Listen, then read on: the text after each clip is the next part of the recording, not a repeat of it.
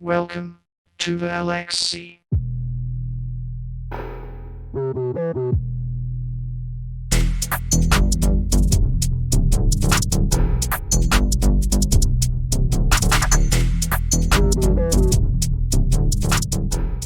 So, welcome to the TopHat Lounge episode. I believe this is 5 or 6 or something. Anyway, this week I have with me TD Riven, who is, of course, a permanent sitter on the table. Hello, everybody. Of course, I'm TD Riven, so I'm on TD Blessed or on a TD team. I would play in Sentinel, and yeah, I'm a mid laner. Taco will be here shortly. Resilient, who has come back. It's Resilient, your resident Crusader yapper. I'm the ADC for CG Blood Moon. We have guests of Storm. Hello, I'm Storm. I play on the Raw Crusader team. I'm a resident top laner, cannon abuser. Played the game for about 7 years, kind of dipping my feet into competitive for the first time this year and going from there. And Cherrie. Hello, my name is Cherrie. I'm the jungler for Contingent and Warden. Actually, wait, we're Contingent Orange, right? They named all of us colors. I always forget Yes. which color we are. I just call us Contingent. It's a pleasure to be here. Yay! So, with all you guys sitting around my table today, we're going to start off with highlights from week 5. Were there any games that caught your eye from any league? So I know many of you actually pay attention really to your own league, so that's why it's any league. And we'll start off with Riven and see what game caught your eye. Just one game caught your eye the most. I mean, the TD Civil War in Arbiter. That was pretty fun, except it really wasn't. We did get to see some cool picks. We saw Nautilus Jungle. That was cool. We don't really see that a lot. Hoodie whipped that out, so that was really cool. And then, but it was really just, yeah. I mean, TD Poro though 2-0ing Royal was not in my cards. Was not on my bingo card. But hey, they're making a comeback, so good for them. I think Soul's chicken wings are here. Storm, what about you? I would like to say the first game from us and Blood Moon was actually kind of a banger.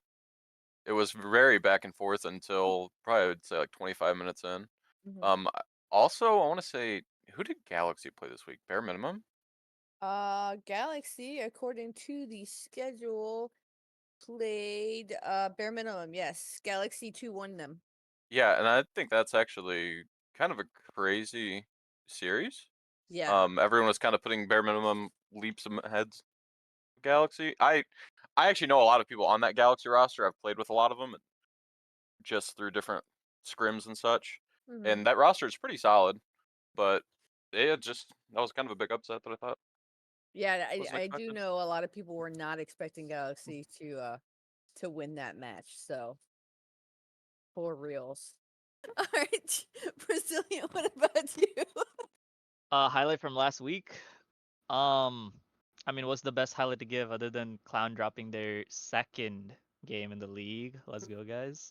Um, the main reason, honestly, yet again, being me. I don't know how to. Bro, Sarah ults are hard to hit. Okay, it's hard. I don't know how to do it. I'm an ADC player. It's hard. Right, right. I can't just right click. That's no understandable. All right, so then we go to Cherry. What was your favorite game? My favorite game from last night, well, not my favorite, but the most surprising one was Mhm. the Akuma versus NLE series. I know, I mean, Mhm. Akuma didn't have their starting top, which is obviously unfortunate, but it's still surprising to see them lose because they are a team with a lot of players that I respect and and some of my friends, I hope to see them succeed, and seeing them lose was surprising, especially to NLE. It was okay. So we have a good number of games, and a lot of them I agree. Were kind of surprising, especially I did not expect NLE to win over Akuma, and I did not expect Galaxy to win over bare minimum. So for sure, good pickups. So then we move on to actually talking about the Arbiter League. I know a couple of you are not Arbiter people, so understandable. But we're gonna keep it short and sweet this week, mostly because we don't have an Arbiter person with us to kind of extend it out, and I'm not great at talking about it. So we're just gonna ask a couple questions. Out of the games that were played for week 5, do you see any stats wise or standings wise that you feel was the most impactful for the upcoming playoffs? We'll start with we'll just keep it in the same row. Riven, you go ahead and start us off. So, weirdly enough, I think TD Poro 2-0ing TD Royal is actually really big for them. Because they were, I mean, they were sitting at 6-4 the week prior, so they were doing okay. But I think them getting to 8 wins is really big for them. I mean, TD Royal's still in the mix. So I think for Poro is important, especially Royal being a really good team. Being able to get those 2 wins in a 2-0 fashion was huge. Apart from that, I mean, Team Siren just keeps on rolling. They 2-0 TD Harmony. They're Are they still undefeated? That's pretty cool. I don't know. I feel like Arbiter kind of went how it went. I saw that Raw, I think, lost, so that unfortunately kind of diminishes their. I mean, they're 5-6 if they're doing okay, but for a playoff push, it's not. I mean, they can still make it. Dynasty Eclipse, though, I mean, their 2-0 loss kind of sucks for them because they're now at 4-10 and they're kind of looking to claw their way back. So, yeah, I think that's kind of where it sits right now. Okay. Storm, what about you? So I'm just kind of jumping throughout their weeks, and the one thing I would say about this league is I feel like a lot of teams and a lot of players are opening up their champion pools a little bit more. To the fact they're allowing themselves to draft more standardized comps. Mm-hmm. Like week 1, you look through some of these, and there's some comps that look kind of compy comps, and then there's other ones where it looks like solo queue games. And I want to say by week 5, this cleans up a lot actually. So it's showing really good progression throughout the league. It does kind of make it a little rough for RAR, my buddy Doki, with Right. the loss this week in playoff standings, but I think they can get there. Okay. Okay. Also, real quick, welcome Taco, our little latecomer. Little late, little late. Little late, little late. It's all good. It's all good. You made it, so that's all that matters. Resilient. What about you?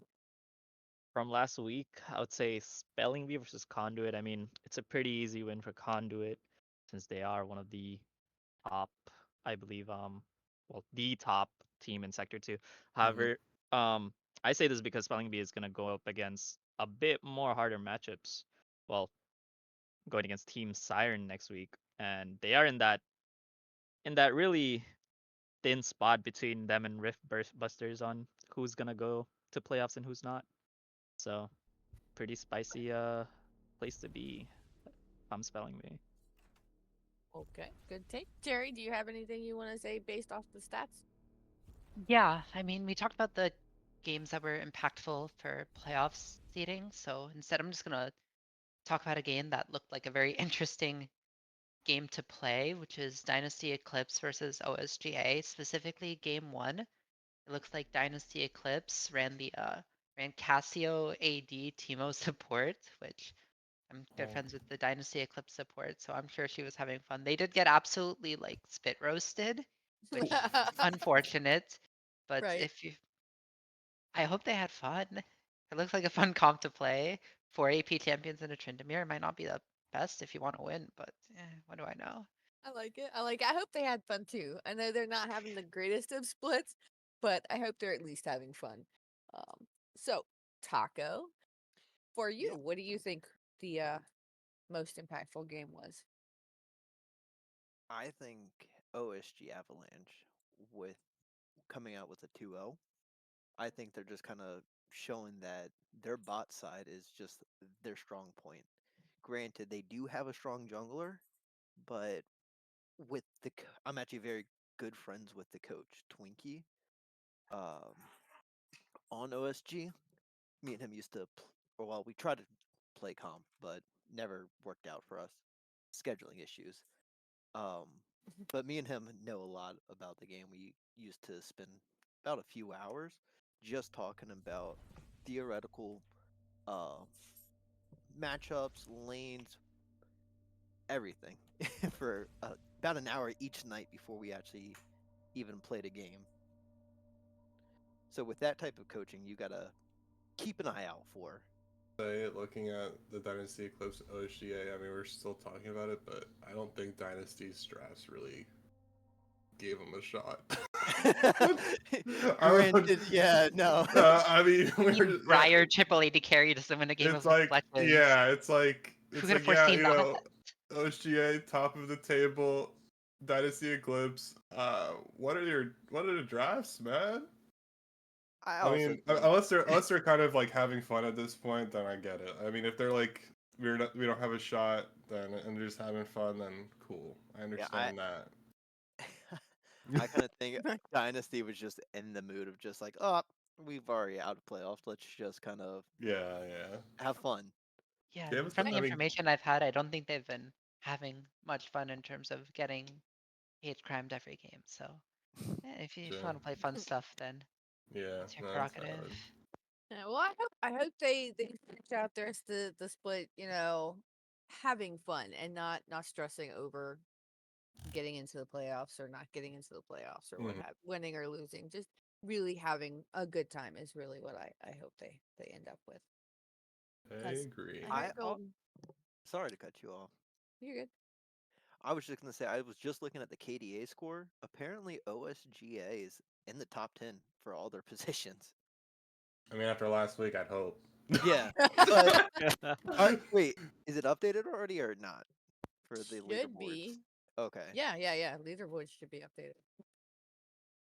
But I just saw that and I was like, oh, well, there you go. All right.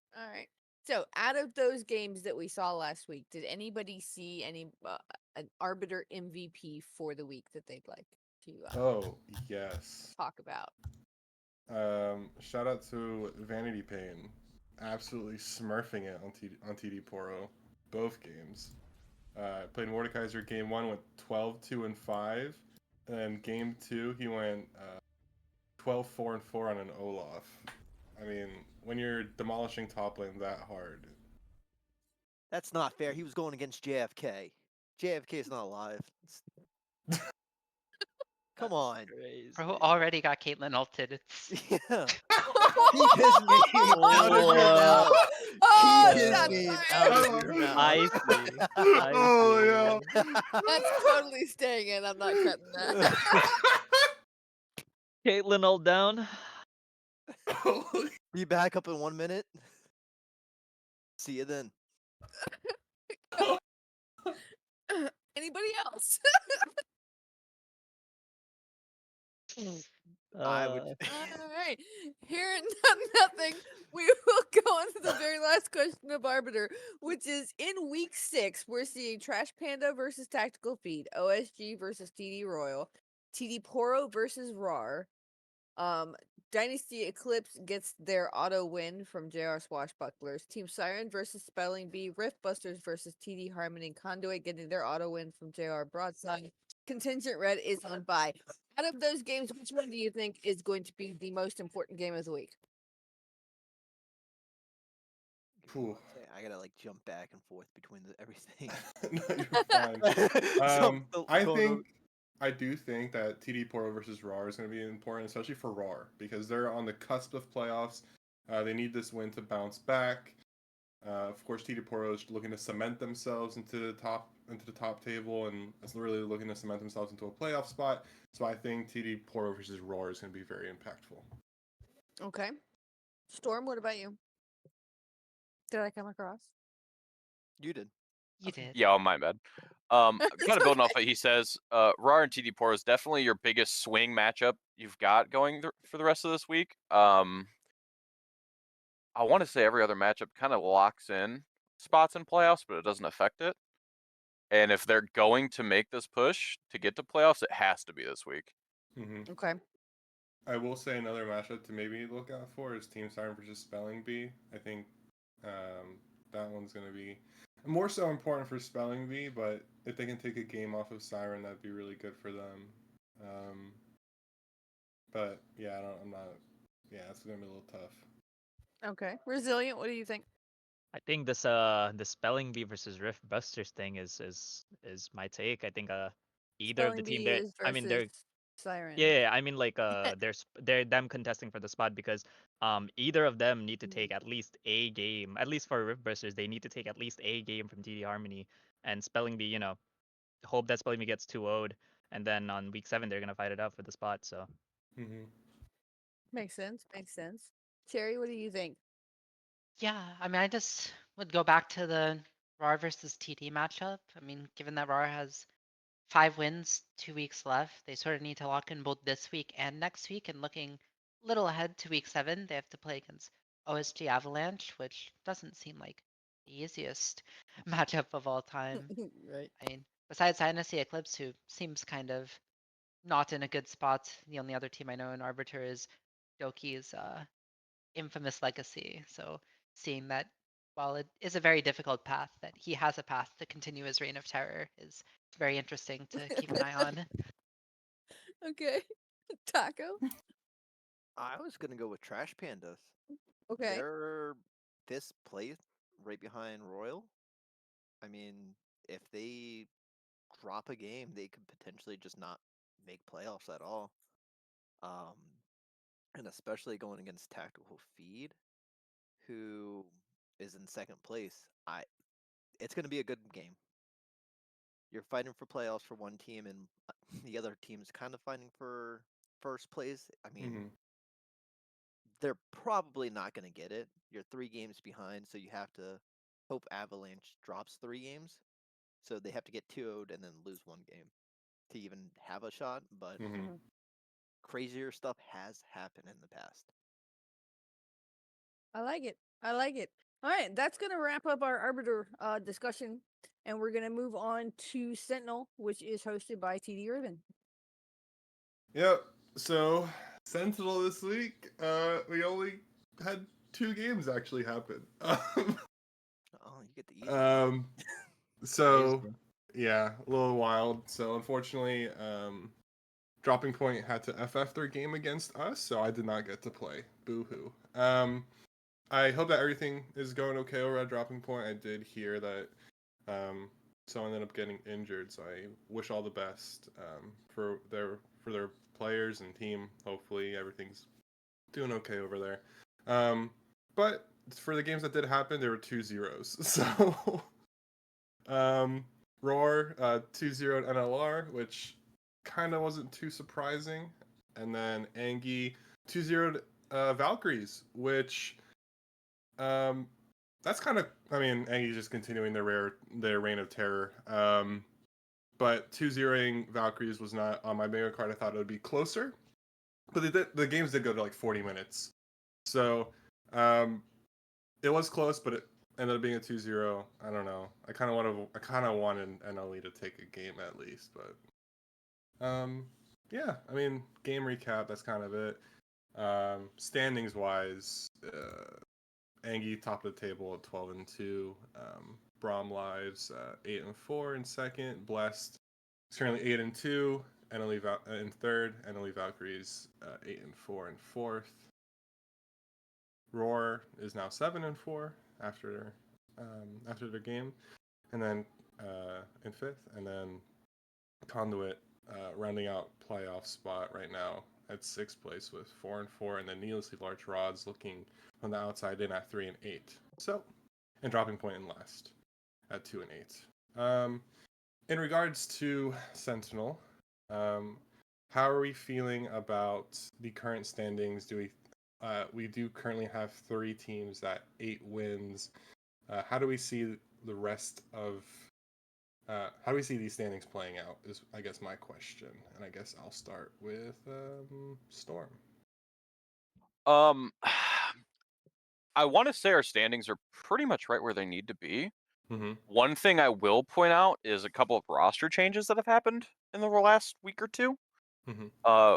Xerix, the support for RAR in Sentinel, actually is moving down and is playing with this team because we're getting our regular AD carry finally to get us rank games in.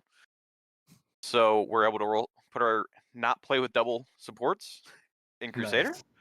And I Hey, think let's it's go. a very big upgrade for this RAR roster because I feel like their issue is a little bit of either target calling or shot calling in their games. Hmm. And I want to say that's a very good plus side to him as a player.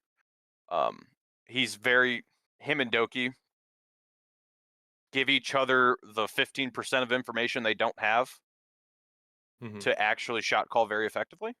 So I think that raw roster is going to be on the rise in this league. Hmm. The other ones I'm not super knowledgeable of. I know a couple of players, but that's what I'd be looking for.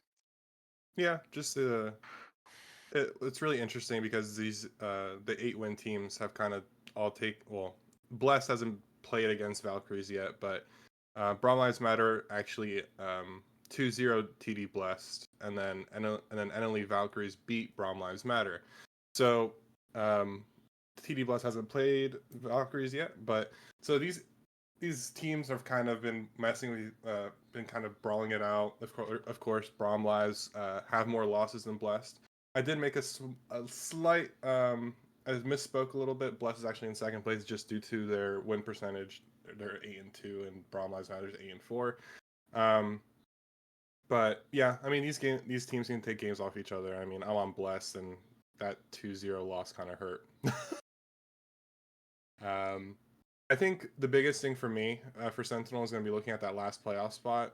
Needlessly Large Rods and Conduit Prime are going to be fighting it out for that one. Although Conduit's sitting in a much better position because they're currently 4-4, while Needlessly Large Rods are 3-8. I guess to just go back to standings and how they're going to play out. Taco, what do you think about these standings right now? Currently, I think you said you were on TD Bless, correct? That is correct. Okay. I just had a question for you. How do you guys Sure. feel about with Braum Lives Matter being right behind you with NLE Valkyries? Because you guys are fighting for second place right now. That is correct. So is there drama? Are you guys trying a lot harder in scrims? Are you guys trying new things out? Or I think biggest thing for us, no, you can't give too much yeah, information. I can't give too much. Just We lay were out the draft plans to us. Yeah. What's the yeah, I draft just plan completely look just like? like give you the whole rundown. No, I mean I think at this point as a team we're basically just figuring out what we want to do, which is crazy to say for an 8-2 team. But granted, 4 of our wins are actually FFs because Veracity, of course, dropped out, and then Dropping Point Hellfire ended up FFing to us this previous week. So we really only have 6 games under our belt, which we either have been absolutely blasting people or we've been getting blasted. So we win really quick or we lose really quick, and there's no in between for us right now. So we're trying to find that balance between, okay, how do we make sure we're winning, but how do we prevent us from getting absolutely dog walked? So we're kind of in that phase of like, what are our issues in regards to where do our games lack, and what causes us to lose so fast, and then we're trying to clean that up. With just to go back to what you were saying about Braum Lives and NLE Valkyries kind of on our heels. I mean, we play NLE this week, so this is kind of going to be a big prove it game for us. I think that's kind of the central match of the week, to be honest. I think we're getting streamed as well, so that's going to be a big one for our viewers as well to check out. But yeah, we're basically just in the how do we stop ourselves from losing really quick phase, and then going from there. And yeah, we've been scrimming. We had this past week because we couldn't play against Dropping Point, we had extra practice, and then we scrimmed twice. So 3 practices this week leading up, and then we'll have a scrim before the NLE game as well. So basically 4 scrims before this NLE game. So hopefully you guys might see something cool. Well, I'm happy to hear that. But other than that, I think that's the biggest thing that I see, except scheduling. I think Yeah. week 6. So you just talked about the Blessed. Other than that, I think Braum Lives need to just win out, either 2-0 Prime or at least not not get 2-0'd. Yeah, I mean, Or 0-2, I'm Conduit, sorry. yeah. Like I said earlier with Conduit and Neilsy Large Rods, I mean, Conduit's just kind of looking to secure themselves in the playoffs. And then, if Conduit ends up just taking some games, I think they're there. Yeah, I think they just have to win at least 2 games, 2 or 3 Yeah. games. We've talked on this podcast in the previous weeks. We've talked a lot about this Angie roster and what they've been able to accomplish. Their players are just popping off. Outrage and Sadness really doing really well. Very talented in the mid lane, doing really well. Do you guys think that Outrage will end up being our MVP, or do you guys have any other MVP, any other players that you'd give the nod to? I'm gonna Yeah. keep with Outrage. Yeah, we can give it to the elicitor. Yeah. When Yeah, why not? You know, Yeah, let's give might it as to him. well. when I Might was as well. asked to do the podcast, I wanted to look at all the other leagues, and I saw the Sentinel sheet, and I looked at all the rosters, and I was like, damn, Outrage should just be running everyone in this league's pockets. And I looked Right? at the I mean, like, standings and the yeah. stats, and Outrage is running everyone in this league's pockets, and it's not exactly close. Even in the 2 losses that they have, Outrage is playing well. I mean, he's a player that I've personally worked with a lot, and I'm sort of waiting for him to start playing in the Crusader level as well. But Not I gonna mean, happen. one can only hope, you know? But until he finally moves up, I expect him to absolutely hate crime every single other team.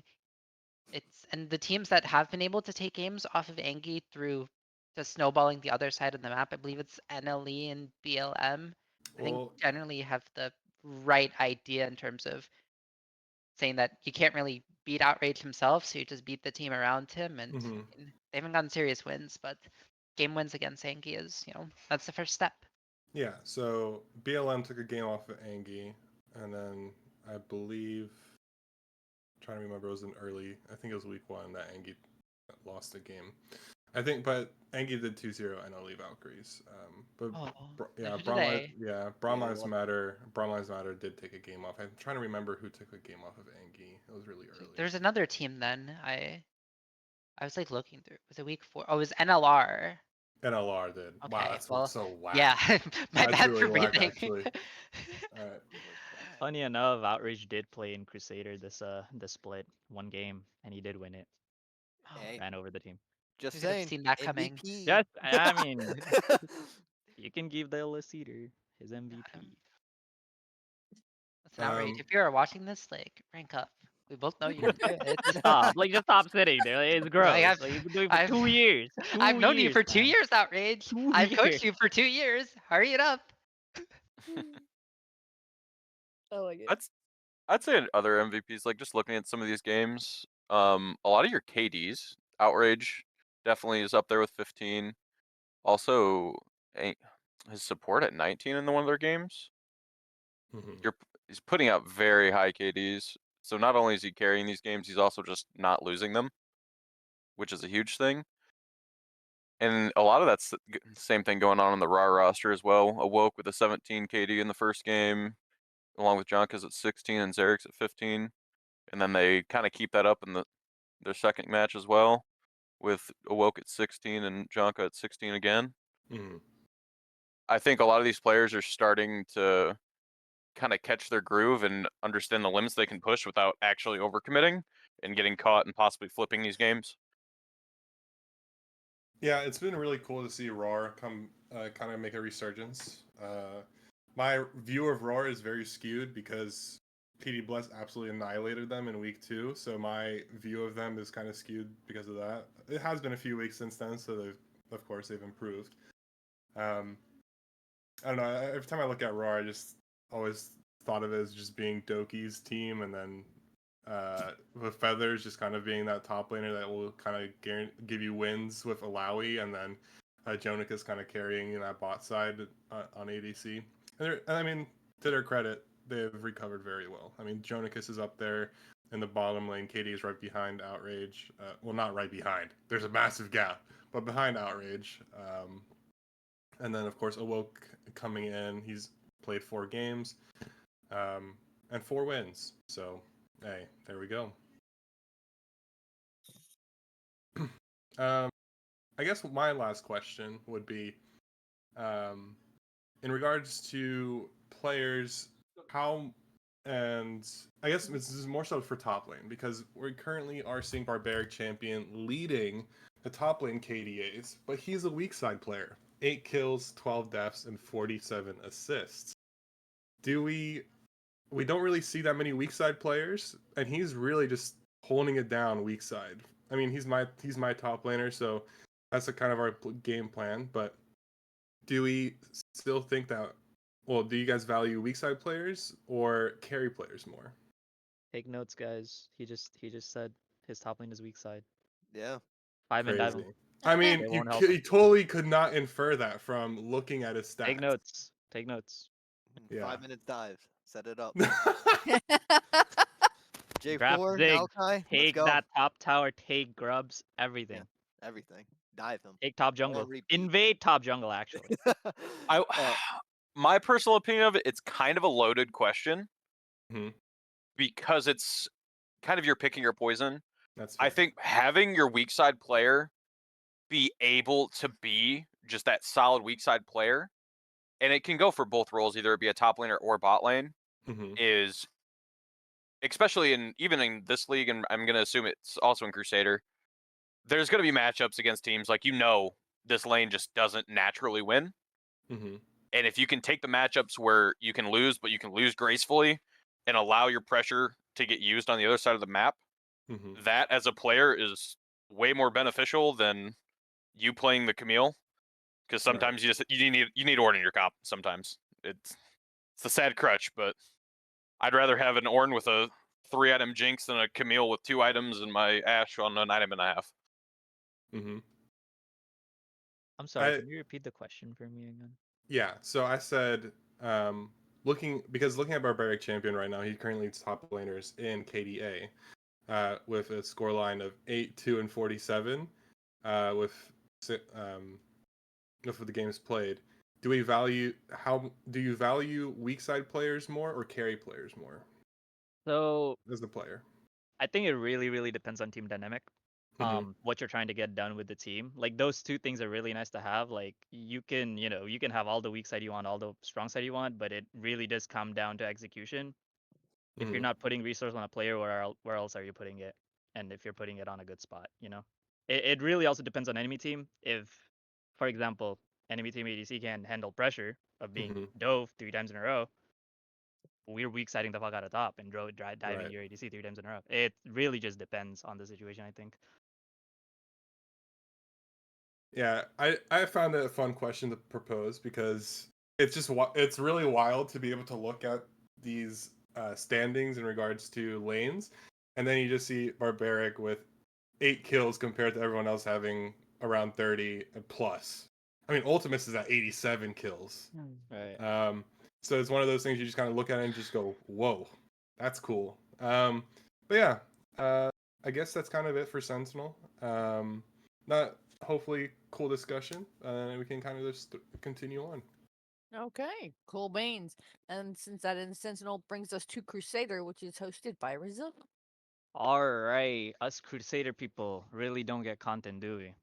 No, we really don't. It's crazy out here. It's okay though. I'm here. All right, starting off with Sector 1, the only content that matters. CG Blood Moon is first. I'm kidding. We are first, yes. However, the next team to talk about, because I don't want to just talk about Blood Moon here, is Galaxy Gaming. They're contesting us for first seed potentially. Short info on Galaxy Gaming's history. They came into this league with a bye week, and then they fell prey to NLA Marauders' Diamond Kha'Zix Abuser, getting 2-0'd by that. And then, got some fodder wins here and there. One against Divine Temple, one against Expired Bandit. Expired Bandit taking that 1-2 pattern on every single game they go into. And then just last Wednesday, they took 2-1 against Bare Minimum, which mostly seemed like a better mid-win situation, with each mid-laner taking turns on Aurora, and then Seventh Way just dominating as it usually does. Their upcoming match being Roar. Now, Roar being a team that has struggled to field their starting jungle for the first 2 weeks and still has yet to roster their ADC. It's really nice to hear that your ADC is coming back, Storm. Yeah, using their starting support as their ADC, not really ideal. Their most convincing win being against Enemy Marauders, where I feel like they had the surprise of bringing back their starting jungler. Now, knowing these two teams, they are facing off against each other, and it's going to be potentially Galaxy Gaming's first seed. They need to 2-0 Roar for this, and I want to get your guys' opinions on it, and also the opinion of them going against us, CG Blood Moon. Again, they need to 2-0 us for that #1 seed as well. We can start off with Taco. Well, so for you guys, it's not a need to win game. So this is Nope. where me, as either a coach or a player, I'm trying something new. I'm trying a completely different comp that I've never tried before. For RAR, on the other hand, I'm going back to the basics. I'm going back to the Oriana J4 MF. R, you win. Press R, you win. Combo. Wombo combo. Yeah, the Wombo combo. The basics. Going back to the basics is what I tell everybody. Especially if you're, I think, give me 1 second. I don't know if they won recently or if they've just been losing. We were on bye this week. Okay. But I just think for Blood Moon, you guys should just try something new. Oh, it's Galaxy Gaming versus. Oh, it's Galaxy RAR. Gaming, RAR. Yeah. That changes. I mean, Galaxy Gaming, you can, I would say, try for game 1, and then you can drop a game. Same thing. Just have fun. For If Galaxy they do, Gaming. if Galaxy Gaming does drop a game, though, they won't be able to contest #1 seed against That us. is true. But that's really comes down to the players standing if they want to try for the Number number one seed. 1 seed, or if you're okay with taking the number 2 seed. That's fair. Granted, you might have to go against somebody a lot stronger than you ideally want to, but You also hey, get a buy first yeah, week if you're first seed. okay, that's weird. But you get a buy. I think that's fine. It's a win-win no matter what you do here. Storm. What are your So opinions? You're on Roar here. yeah, Lay down a draft plan for us. Yeah. I'm How are you I'm guys actually doing today? I'm actually our drafter. I run all of our drafts most times as Oh. well. Oh my goodness! Um, Give us the info. Yeah. So what's been going on, buddy? I'm the drafter Drafting for for CG support. Blood Moon, That's so we can Drafting for talk. support You know. ADC. Like, Yeah. I'm gonna be completely honest. On our series we played, I should have just picked Camille instead of Mordekaiser. I honestly don't That's even on me. remember what happened anymore. I have to go But back and look at it. I think this matchup between us and Galaxy is actually going to be a really good set. It, in my opinion, can honestly go anyway. After seeing this roster play, Nate's probably their most consistent player, but everyone on that roster has the ability to kind of just have their show out games. Honestly, I think with Mustard finally making his debut in this league, because he's been playing, but in our MSL team, I think he is absolutely, where's the player's name before I butcher it, gonna come for Dog Davis's head on ADC standards. Oh yeah, Dog Davis is a fraud. Don't worry. He's actually just an insane player. I think once he's on this roster and playing, it opens up our draft sides to play a lot more weak side tops. That's kind of been our issue in this league, is we get stuck in this, we're having to draft weak side top bot lanes, and sometimes it goes okay, sometimes it doesn't. That was kind of our issue with Blood Moon, was we needed to play weak side top and just couldn't. But these other matchups, the standings in Crusader look very kind of set, but they're not. I want to say on our standings, our bye week's not shown in it yet, so I don't know if that's going to affect playoffs for all yet or not. But I could very easily see our series with Galaxy going to 3 games or 2-0 either way. Just everyone on these teams has the ability to just lose their hands and just take over a game. You could ruin their attempt to get first seed, Don't tempt me with a good And- time. and also make your way into the playoffs. I mean, Expired Bandits, if they're going the way they are, which is 1-2 every series, they will be out alongside Divine Temple. Yeah, Expired Bandits is also another team in this league that I've got a little bit of insight into. Their mid laner, Robust, actually was a tryout for us as AD carry. He was I a tryout for us actually, as mid. yeah. I think his improvement this season has been actually insane. He's developed a lot more as a player. I think that team just needs to kind of fix their comms, and I think they're very competent. I honestly think Divine Balancer is Temple, lacking. true. Divine Temple, I haven't seen anyone from our NLE series. That was close, but not close at the same time. Blood Moon was back when we had our old jungler when we played. Not Blood Moon, Bare Minimum was when we had our old jungler, and it was a interesting draft game too, to say the least. That's kind of the point where I took over. That's nice. But also on Sector 2, I've got a little bit of insight because there's one player on the side of the bracket that I actually play with. It's a sodium hydroxide for contingent yellow. Okay. He's our jungler on a separate squad, and homeboy can cook. It would not surprise me to see this team just kind of start barreling over people because they've got too many weapons and that they can't pinch jungle, and then he's just going to be able to take over games in series. So I'm super excited that if we both make it to playoffs, that there's a possibility we might end up playing against each other. And I look forward to You'll the make top cap. playoff storms. Just say you will make playoffs. You got this. I've got faith. Riven, any opinions on this Roar versus Galaxy Gaming? I mean, it's a big one for Roar. I think it's more important for Roar than it is for Galaxy. I mean, of course, Galaxy wants to probably contest for number 1 seed, but you guys are ahead by 4 wins. They are gonna go against us on the last week as well. So that'll be a Oh, contest. Yep. okay. They have to 2 I mean, or I to think, have a shot at first seed though. yeah. I mean, it's important for different reasons. I think at this point, I guess it's just who wants it more. We want Basically. it more for sure. Um, By all means, Roar 2-0. You got this. yeah, So- no. Go All ahead. right. I wanted to add on to a little bit because I know a little bit of these players in this league. I actually know all of Cage Monkey, Oh. that whole squad.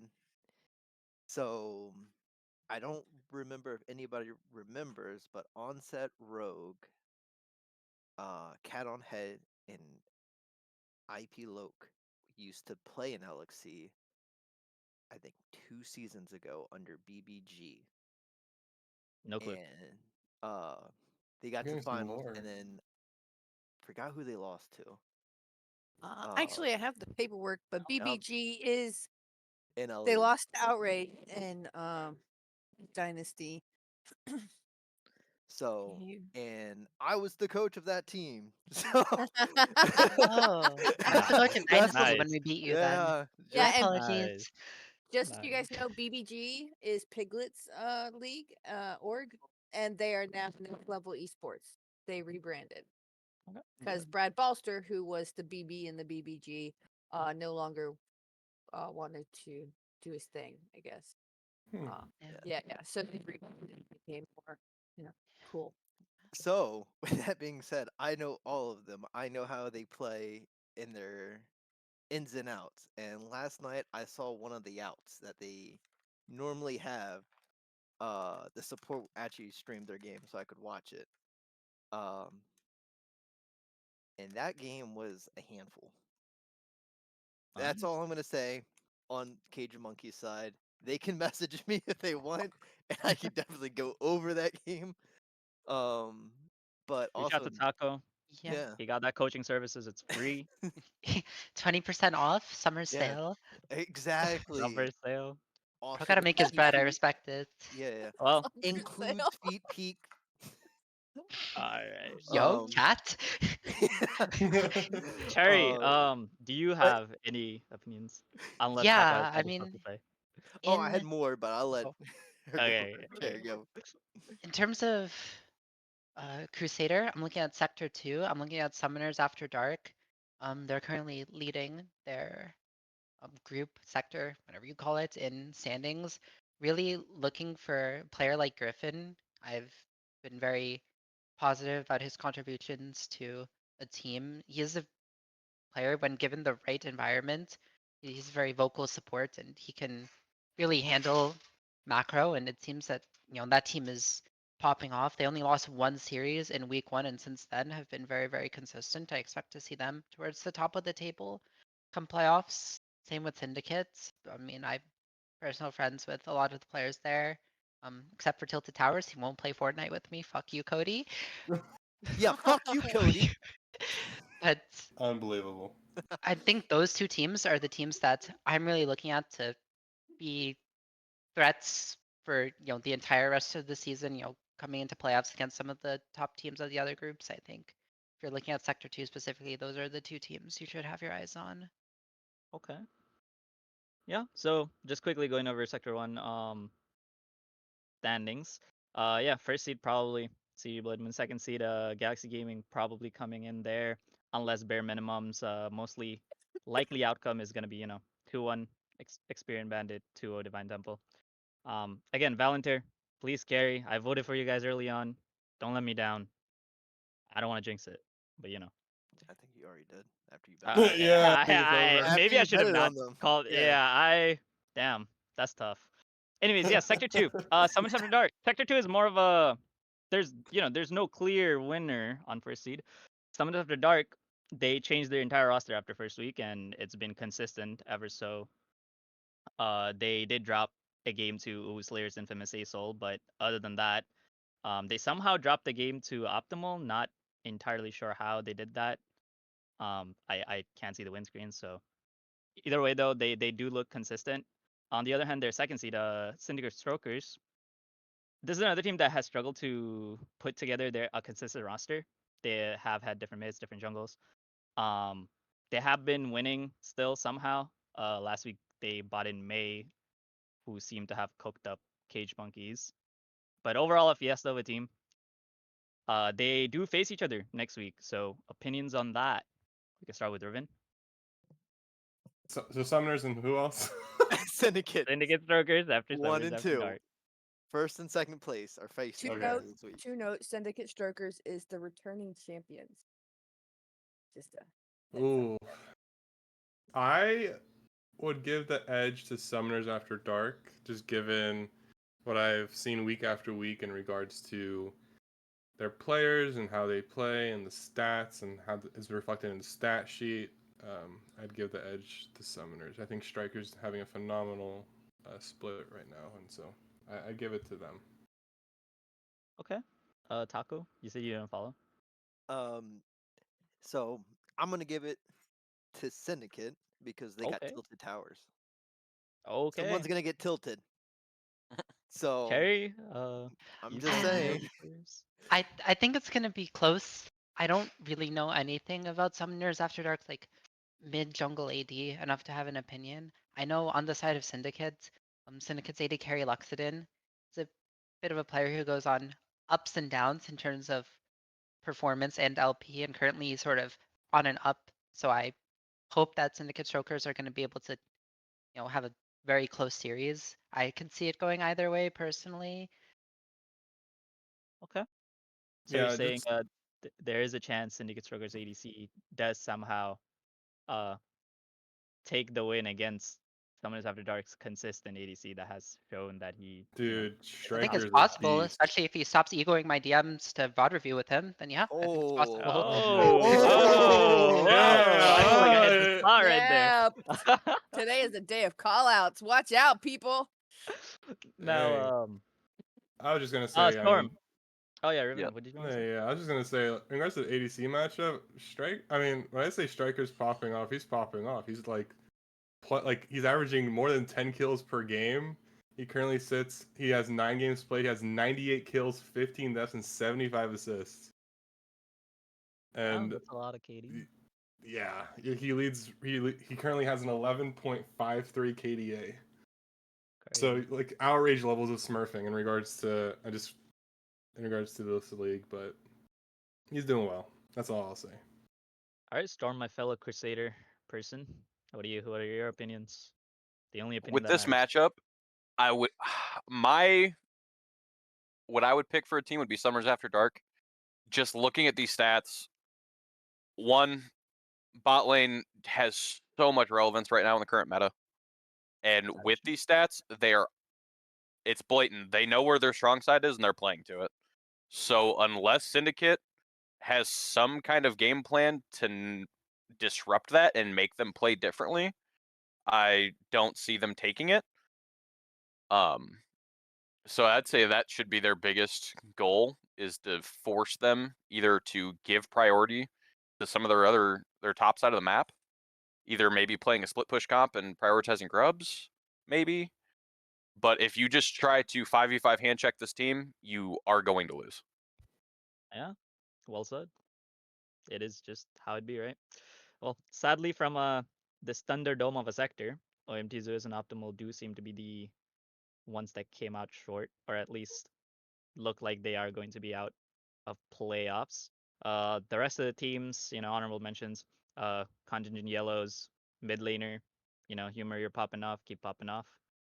Cage Monkeys, Ooh, Slayer, and Jungle have been keeping that team together. So, unless I'm missing any insider info, it seems Taco seems to know way more about Vendetta that team also than. carries that team when he plays top, but All right. that's just not. That's not statistics speaking, so don't get mad at me. Conduit, on the other hand, finally came out with their starting roster, 5th week into the league, guys, and they stomped. CZ is back, their star top laner. I have high hopes for this team. Again, not another team that I'm jinxing. I genuinely think that this team will do good. Yeah. I mean, No jinx. I have a very strong opinion that CZ is a very good player. I don't Yeah. know if he has the talent below him to back him against some of the like Summoners After Dark or Syndicate. I think CZ as like a solo player, I think he's very good, and I think a Conduit Definitely. has a chance to do something that is going to be off of him. Yep, for sure. With that rounds about a Crusader. Nothing more, nothing less. Nice. Yeah. All right, so that moves us on to Warden, which is hosted by Taco and assisted by Cherrie. Oh right, that's Oh. me. I'll let Sherry start it off. Oh, okay. I Of course, was Cherrie. Starts She's a talking guest. first. She's Just here All to throw, help right, you just here you out. really go. thrown under the all bus. right. I You're- mean, shit, I'll She's like, try. Talk on a Um, roll today. What happened last week? If I can talk about what I did last week, we played against Dropping Point, which was kind of a fun match. Due to unfortunate circumstances, their starting top laner was a little deleted from the game, and Dropping Point before that was like top of the standings. Was excited to play against them. They seemed a little tilted in game, especially their AD carry, who previously really consistent. And to be honest, I kind of get it. If I found out like right before matches that my top laner was banned and I had to play with a Garen Ornn 2-trick who can't play Garen or Ornn, I probably would be a little tilted, but that's neither here nor there. Akuma lost too, so I mean, what are the other good Yep. teams? Like Seneca? They're cool, probably. They're cool. Yeah, I think I love it. I love it. yeah, pretty funny. Shurikens actually were streamed this week, too. Yes. And game 3, I was watching it. I was actually fully 100% watching it. Had everything turned off. I was actually in class for game 1 and 2, so I didn't get to see all of it. But game 3, I did. And that Baron is what really almost gave me a heart attack from Shurikens I see. with the I Rumble going wasn't. in. Oh, I didn't Rumble. get to watch because I was playing my series. I gotta ask, how did my boy Septi do? I'm always praying on his success. Did he clutch it up or did he have an incident or two? So believe. Give me 1 second. I gotta find the game 3 because I don't remember exactly who he played. Okay, found it. So the Baron fight that I was talking about, they had a great idea to go in, but they didn't have coffee beans, and that kind of broke that fight down to give NLE the chance to fire back. And if you don't get on a Jin who's fed, you're not gonna win most games. Yeah, that makes sense. I mean, I think Akuma, I mean, they didn't have their starting top, so it's probably, very different experience playing with someone that you don't normally play with in that role. I think they'll be fine. I think they're a good team. NLE, I think when we played them, NLE had sub mid jungle and they didn't look good at all, to be honest. Their bot lane looked like really, really, really, really bad. But if NLE is taking games against Akuma, I guess it means like they're starting mid jungle or like real players, so hopefully they'll be able to do something in playoffs. So is Coffee Bean? So I was looking at the roster and I saw Coffee Bean earlier as the bot laner, and then I saw him top lane. Is he just the sub player? The legal response that Coffee Beans will give you is that he is a 5-role multi-talented player, and he will fill in whenever Akuma Turrikins needs, any of them are gone. You always can put Coffee in there. I think that's all I'm legally allowed to say. All right. Well, I got more questions for Coffee Beans off stream then. I mean, he has. You ever I need a mean, lawyer? I got you. as a player, he is very experienced and very successful in playing multiple roles. Like, it's and obviously, especially in the AD carry, has been putting up good numbers. The team trusts him to put him in. So I mean, they'll be fine. I'm not worried about them. All right, and then coming up for their schedule, we're on week 6. It looks like Dropping Point is going to go against Seneca Esports. NLE is going against Nog. RAR's going against Syndicate, and Shurikens is on a bye. Out of those 3 teams playing, who do you think is? Wait, who are and we then playing? I don't I don't actually know. pay attention. I don't know. Wait, Damn. let me Team one. check. Wait, give me a Um, second. Give me a second. We are playing 822. We are playing Roar. Oh, we're gonna skull fuck them. Perfect. Holy Whoa, Storm, you gonna Okay. just sit there, buddy? That's Like, So wild yeah, behavior. are you just gonna sit there? That's That's wild behavior. crazy. Nah, Storm. Okay, If I were you, I would talk back. I mean, So the floor is yours, for it, bro. yeah. what all yours. what I'm what I'm gonna Okay, you give you can't. that's just out of left field. One thing I'll say about this roster is I've also actually played with a majority of it, especially the bot lane and jungler, and I think once they get locked into what they need to be doing, I feel like that team actually has really good standing, and they will actually fight for what they need to fight for. My only thing is I wish Spear would take a little bit more control of the game and actually start allocating resources. But that bot lane, ignore their ranks because they will come for your head if you let them. I mean, You're this is the nicest way possible. I think that jungler is like by far the worst in the league by a significant margin. Because we play against RAR in this league, and then I also am playing in MetaShift, and I think that same RAR team is like RAR Street Logic or something, right? mm-hmm. I've seen them in MetaShift as well, and they've had a tumultuous season in both leagues. They had the whole thing with their old mid laner, I am Charlie, and while it's a bit annoying, he at least like could win games. And my friend Peter Griefer, or SGM, I think he is on the cheat.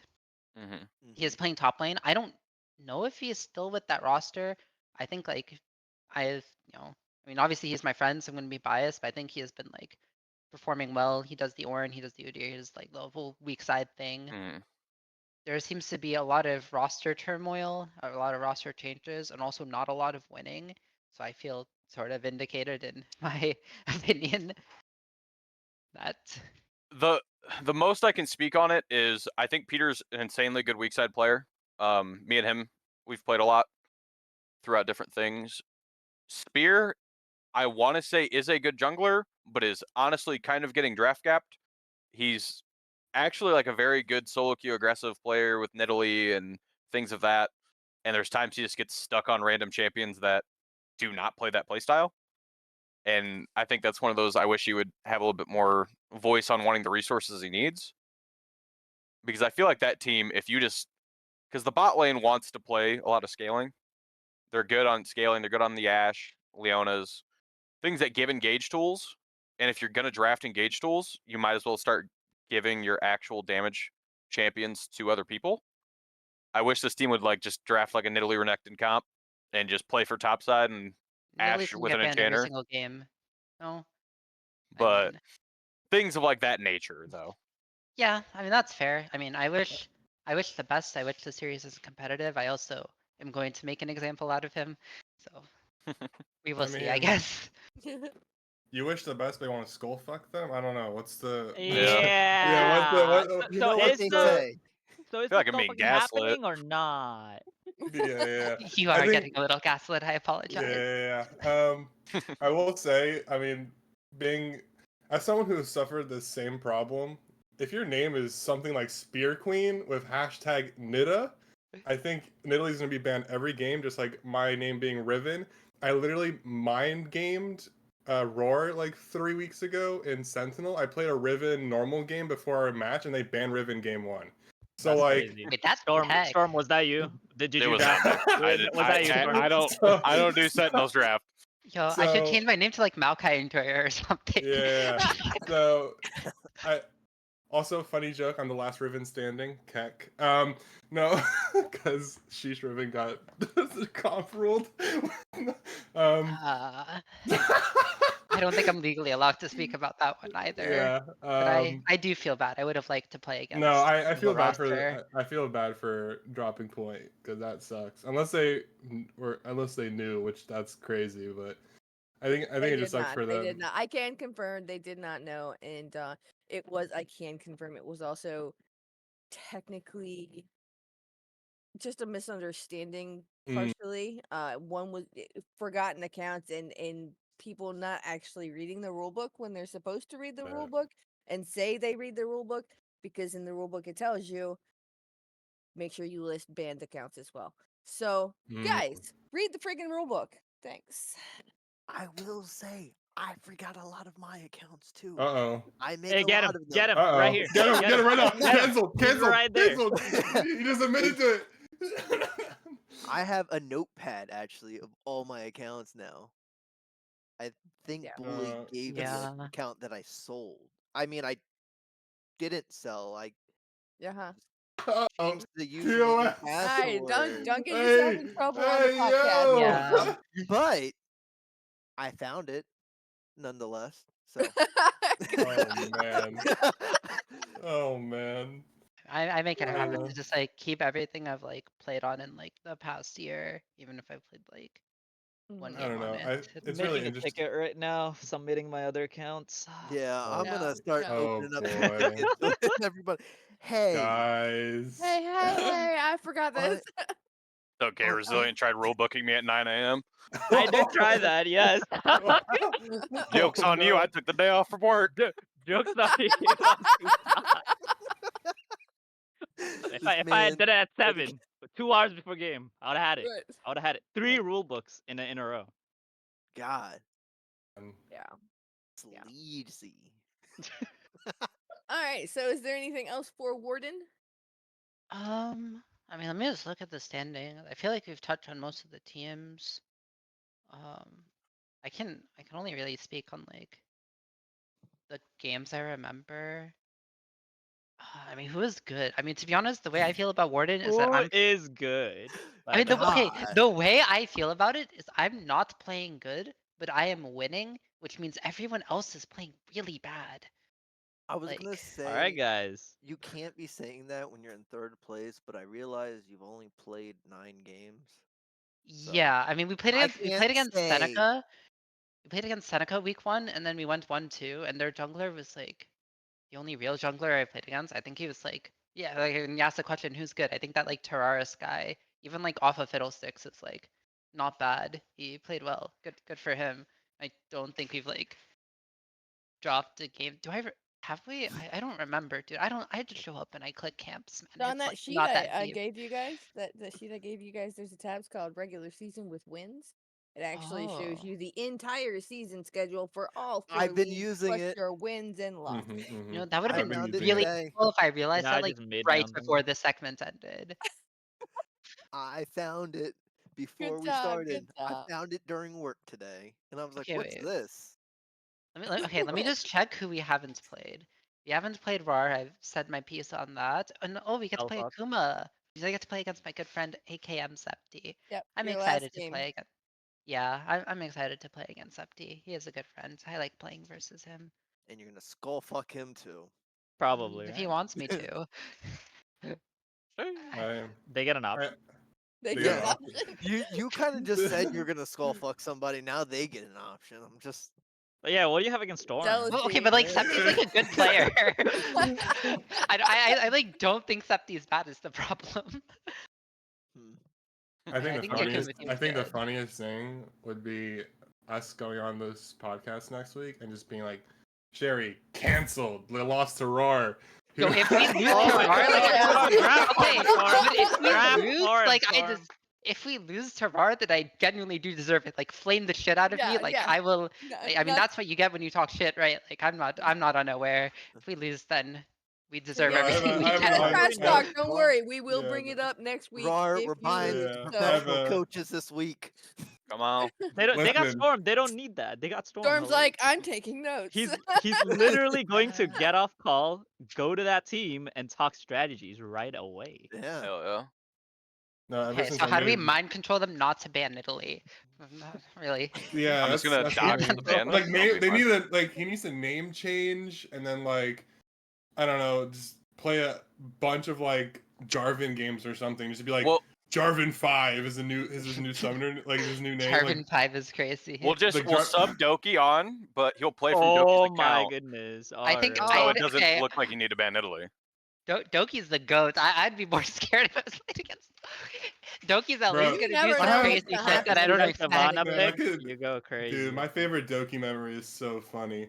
I have Alright. lost unironic games of League of Legends to Doki before in like in houses, just because I have no idea what that guy is doing ever. I have two. What do you mean you don't get the Udyr Smite TP strategy? Come on. Listen, What before is that, happening? like 5 years ago, damn, this is crazy. But 5 years ago in BOL, I remember playing against Doki, and literally he whipped out Scion jungle with Smite TP, and it was Teleport. the funniest thing I've seen in my life.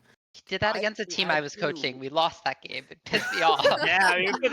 Yeah, I think last split Doki ended up coming up to Crusader to try and push his team, and they almost took it playing double jungle.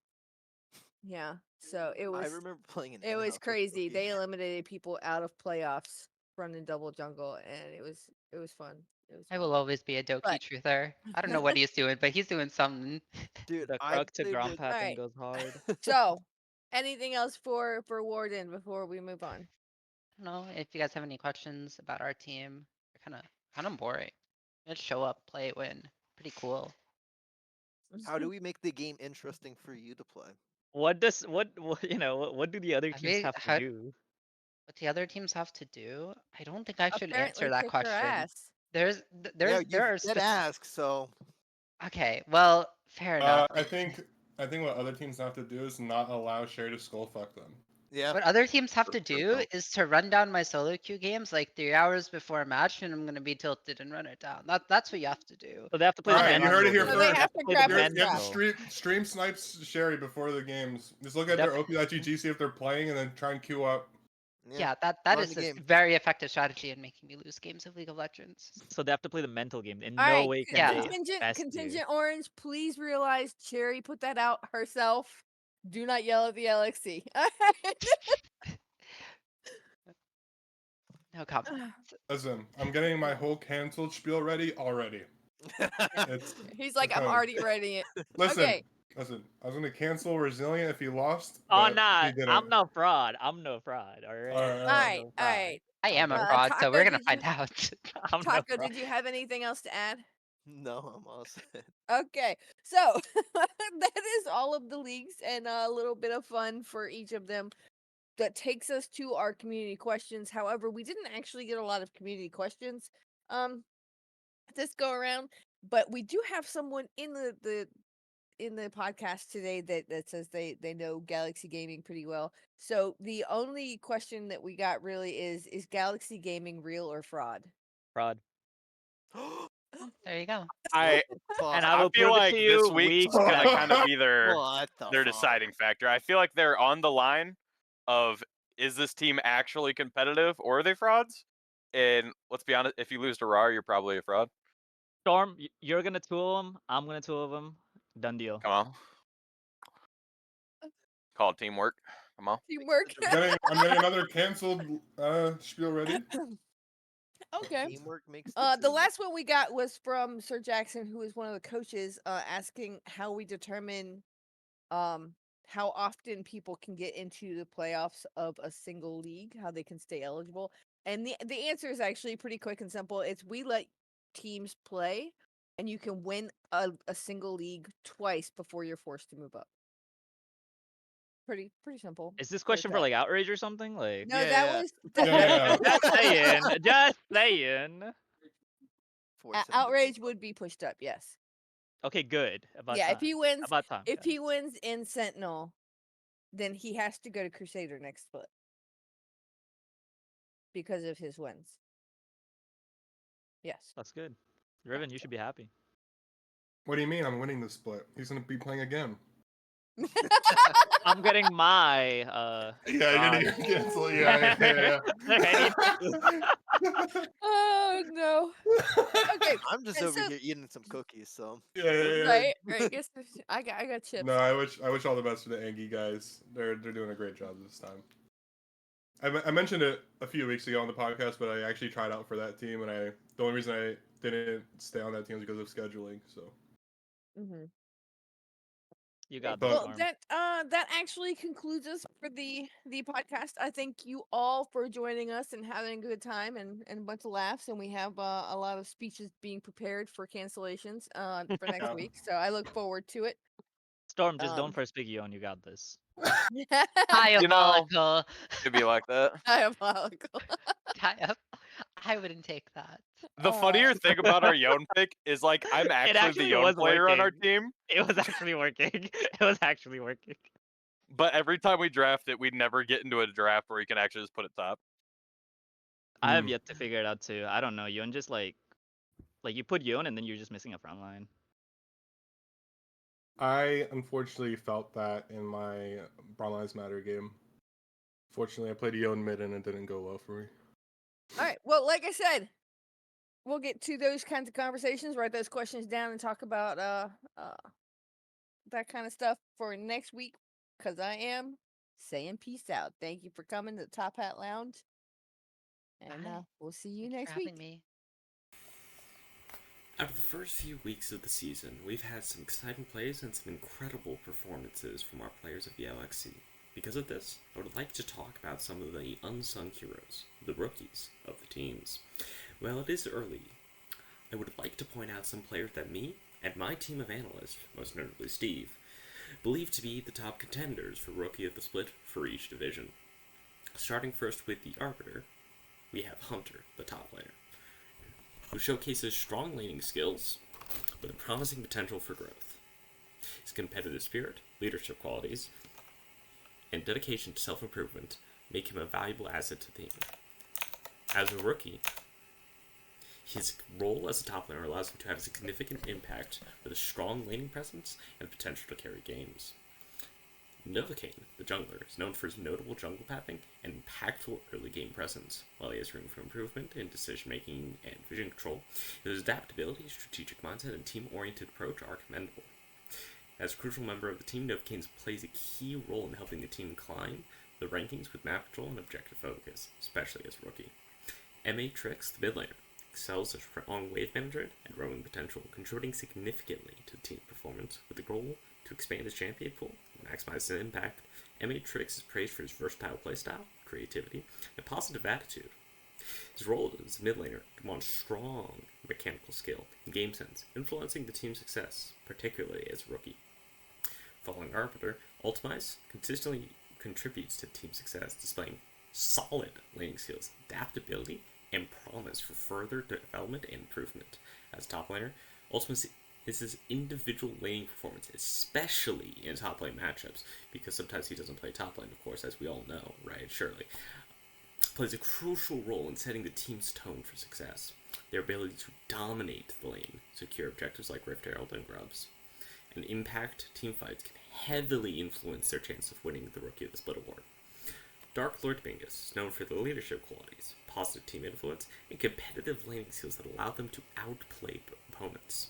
Their potential for rapid growth and performance improvement positions them as a strong contender for Rookie of the Split. The support role of Dark Lord Bingus emphasizes team contribution, communication, vision control, play setup, and teammate protection, the most important thing. Their ability to lead the team, make strategic decisions, and synergize with the AD carry can be significant factors for their candidacy for the award. Audio Tsunami demonstrates strong laning presence, mechanics, and a willingness to improve, making them a valuable asset to the team's strategies and awareness, supporting the team across the map.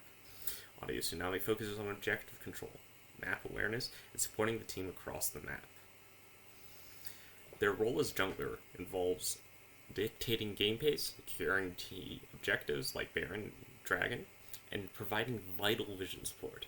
Audio Tsunami's ability to track the enemy jungler, make informed decisions on ganking and counter-junking, and support the team can greatly impact their chance of winning Rookie of the Split award. Next, 420, the top laner, holds a position in the league standings and demonstrates exceptional skills in dominating its lane. With promising potential for improvement in team coordination, 420 is known for his competitive spirit, leadership qualities, and dedication to self-improvement. His role allows for a strong laning presence and the potential to carry games, contributing significantly to team success. When it comes to Sentinel, the jungler, it's apparent that early game dominance isn't the primary focus. Despite not emphasizing the early game, Sentinel contributes significantly to the team's success through exceptional jungle pathing and a strong presence during the game's later stages. Sentinel is highly regarded for adaptability, strategic acumen, and a team-first mentality, excelling in map control and objective prioritization. Sentinel plays a pivotal role in his team's achievements, showcasing the importance of these skills for overall success, particularly in the light of being a rookie. When it comes to Septi's gameplay on Yone, a champion known for his high burst damage and mobility, he exhibits a dynamic and calculated playstyle. Septi's proficiency with Yone allows him to swiftly eliminate priority targets in teamfights, utilizing Yone's kit to deal significant damage while seamlessly weaving in and out of combat. His finesse on Yone not only showcases his mechanical skill, but also his ability to make impactful plays that swing the momentum of games in his team's favor. Septi's strategic use of Yone's abilities demonstrate his understanding of when to engage, disengage, and capitalize on key modes to secure victories for his team. Badger, the mid laner, is a key contributor to the team's growing success, with a focus on consistent play, solid wave management, and impactful roaming potential. While aiming to broaden their champion pool and enhance their influence in the game, Badger stands out for their versatility and their champ pool to enhance their influence in the game. The mid lane position demands a combination of strong mechanical abilities and keen game sense, both of which are crucial in shaping the team's victories, especially for a newcomer like Badger. And last but not least, for the division from on high, when it comes to Septi's gameplay on Dr. Mundo, champion known for his dankiness, sustain, and disruptive abilities, displays a unique but aggressive playstyle. Septi's mastery of Dr. Mundo allows him to dominate teamfights with his relentless pursuit of enemy carries, soaking up damage and disrupting the enemy team's position. His aggressive approach on Dr. Mundo not only creates chaos in the enemy ranks, but also provides a solid frontline for his team to capitalize on. Septi's strategic use of Dr. Mundo's abilities enhances his ability to control engagement and turn the side of battle to his team's favor. When it comes to Septi's performance on Sejuani, champion known for tankiness and ground control ability, he showcases his exceptional proficiency. Septi's play on Sejuani amplifies his impact on the game, providing crucial ground control in teamfights, enabling engages and bolstering the team's overall survivability. His mastery on Sejuani further highlights his strategic understanding of the game and his ability to synergize with the team to secure objectives and secure victories. When it comes to an aggressive playstyle, Dab, mid laner, stands out for his bold approach to the game. He not only brings consistency and strong wave control, but also possesses a knack for making aggressive plays and backable roams. Known for his versatile and daring gameplay, he embodies the essence of an aggressive mid laner, relying on sharp mechanical skills and strategic game sense to push the team towards success, especially given his rookie status. Thank you for tuning in. Me and my team of analysts have been hard at work and will be continue to monitoring the LXC season to see anything else that we would like to talk about. Yeah, any things you would like me and my team of analysts, most notably Steve, to dissect, just let me know. Thank you.